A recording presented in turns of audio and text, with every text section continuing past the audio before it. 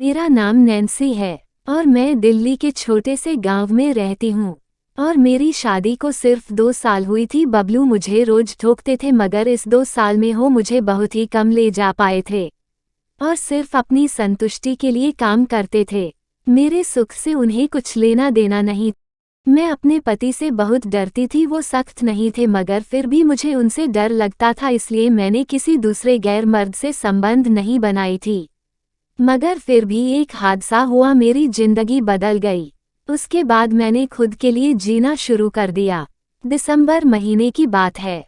एक दिन मेरे पति शाम को ऑफिस से आते समय अपने एक दोस्त को अपने साथ घर ले आए। मैं उन्हें पहले से जानती थी।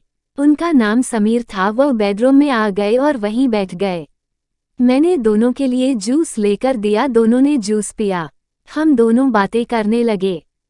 मेरा नाम नैन्सी है और मैं दिल्ली के छोटे से गांव में रहती हूँ और मेरी शादी को सिर्फ 2 साल हुई थी। बबलू मुझे रोज ठोकते थे मगर इस 2 साल में वो मुझे बहुत ही कम ले जा पाए थे और सिर्फ अपनी संतुष्टि के लिए काम करते थे। मेरे सुख से उन्हें कुछ लेना देना नहीं। मैं अपने पति से बहुत डरती थी। वो सख्त नहीं थे मगर फिर भी मुझे उनसे डर लगता था, इसलिए मैंने किसी दूसरे गैर मर्द से संबंध नहीं बनाई थी। मगर फिर भी एक हादसा हुआ, मेरी जिंदगी बदल गई। उसके बाद मैंने खुद के लिए जीना शुरू कर दिया। दिसंबर महीने की बात है। एक दिन मेरे पति शाम को ऑफिस से आते समय अपने एक दोस्त को अपने साथ घर ले आए। मैं उन्हें पहले से जानती थी।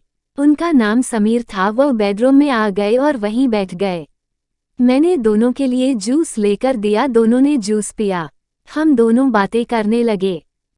मैं बबलू के साथ बैठी थी। बबलू फिर कुछ ऑफिस की बात करने लगे। फिर उसके बाद पति ने मुझे ड्रिंक लाने को कहा, साथ ही ताश के पत्ते वाली गेम शुरू हो गया। कुछ देर बाद बबलू बोले, ठीक है मैं तैयार हूँ।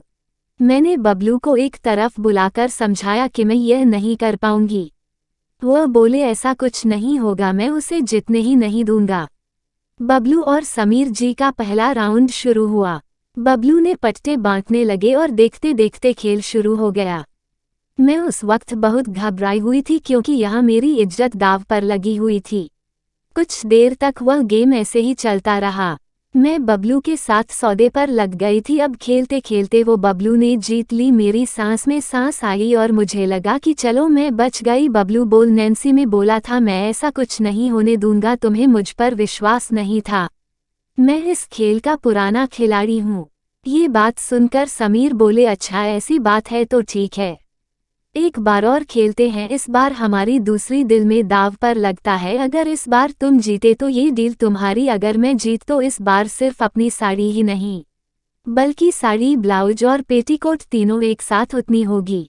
मैं समीर जी की यह बात सुनकर दंग रह गई थी। मैं समझ गई थी कि उन्होंने अपने हरी को वापस लाने के लिए शर्त नहीं लगाई थी।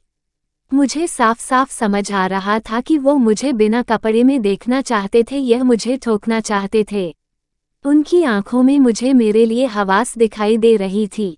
समीर जी सोफे पर बैठे बैठे मुस्कुरा रहे थे मगर मेरे पति को ये बात दिखाई नहीं दे रही थी। मैं सिर्फ अपनी डील दिखाई दे रही थी। बबलू ने बोला, ठीक है मैं राजी हूँ। मैं बबलू को रोकने की कोशिश की मगर बबलू नहीं रुके। दोनों ने खेलना शुरू किया। मैंने दूसरी पैक बना दिए थे। इस बार मुझे अधिक घबराहट हो रही थी कि अगर बबलू नहीं जीते तो मुझे सब उतरना पड़ेगा। गेम 9 से 10 मिनट तक चलती रही और अचानक समीर के चेहरे पर मुस्कुराहट आई और उन्होंने अपने पत्ते दिखाए। उनके पत्ते इस बार बन चुके थे और मेरी सांसें एकदम रुक चुकी थी और मेरा धड़कन तेज धड़क रहा था। बबलू का चेहरा भी उतर चुका था। बबलू हार चुके थे और समीर जी को गेम जीत गए थे। मुझे अब पता चल गया था कि मुझे कपड़े उतारने पड़ेंगे। समीर ने मेरी तरफ एक मुस्कान से देखा और बोले, भाभी आप अपना काम शुरू करें। मैं बबलू को ही देख रही थी और सोच रही थी कि क्या किया जाए। बबलू ने अपनी आंखों से इशारा किया कि उतार दो। मैं बहुत हिम्मत करके खड़ी हूँ। बबलू और समीर मेरे सामने बैठे हुए थे। मैंने अपनी साड़ी का पल्लू बहुत ही शर्माते हुए नीचे गिराया और फिर धीरे धीरे मैंने अपनी साड़ी भी उतार दी। मैं पेटीकोट और ब्लाउज में थी। समीर जी की हवास में फटी जा रही थी। थी और मुझे अधनंगी देखने के लिए बेताब थे। तभी मुझे ध्यान आया कि मैं पेटीकोट के नीचे पैंटी नहीं पहनी हूँ। अगर मैं पैंटी उतार दूंगी तो मैं नंगी हो जाऊंगी, इसलिए मैं अपने रूम में ऊपर जाने लगी। तभी मुझे समीर जी ने रोका और पूछा, भाभी आप कहाँ जा रही हो, पहले काम तो पूरा कर लो। मैंने कहा मैं 5 मिनट में आ रही हूँ। फिर बबलू ने मुझे रोक और पूछा, क्या हुआ, ऊपर क्यों जा रही है। मैंने उनके कान में बोला, मैं नीचे पैंटी नहीं पहनी हूँ, पेटीकोट के अंदर में नंगी हूँ। तो बोले ठीक है तुम जाओ। मैं रूम में ऊपर आ गई। मैं वापस नीचे आ रही थी। मुझे बहुत शर्म भी आ रही थी कि मुझे मेरे पति की वजह से नंगी होना पड़ेगा, वह भी कैमरे के सामने।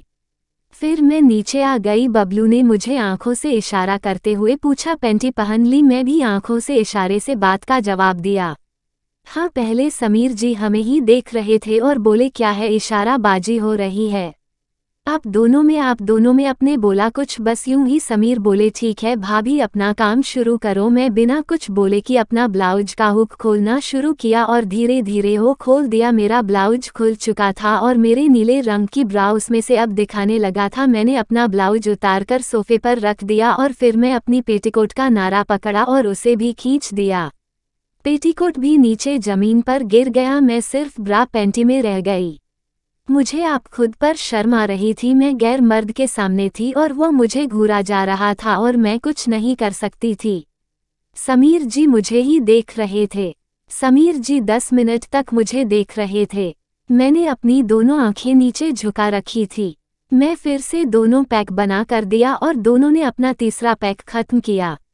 मुझे अच्छा नहीं लग रहा कि भाभी ऐसे मेरे सामने इस हालत में अधनंगी खड़ी है। मैं चाहता हूँ कि वह अपनी साड़ी दोबारा पहन ले, मगर उसके लिए तुम्हें खेलना होगा। अगर तुम जीत गए तो भाभी कपड़े पहन सकती है और अगर हार गए तो भाभी को तो अब पूरी तरह नंगा होना पड़ेगा। बबलू भी काफी नशे में हो चुके थे। उनको बिल्कुल बेहोश नहीं था कि उनकी जुबान लड़खड़ा रही थी। आंखें भारी हो चुकी थी, गर्दन नीचे चुकी थी। उनकी तो इसके लिए भी मान गए। मुझे बहुत गुस्सा आया। वो मुझे प्राइम रद्द करने पर तुले थे, खुद का होश नहीं था। इसलिए मैंने एक पैक खुद भी पी लिया ताकि इस बेइज्जती को सहन कर सकूं। गेम चलाते रहे और 8-10 मिनट गेम चलने के बाद दोबारा फिर समीर जी के पट्टे बन गए। वो बोले, मैं जीत गया।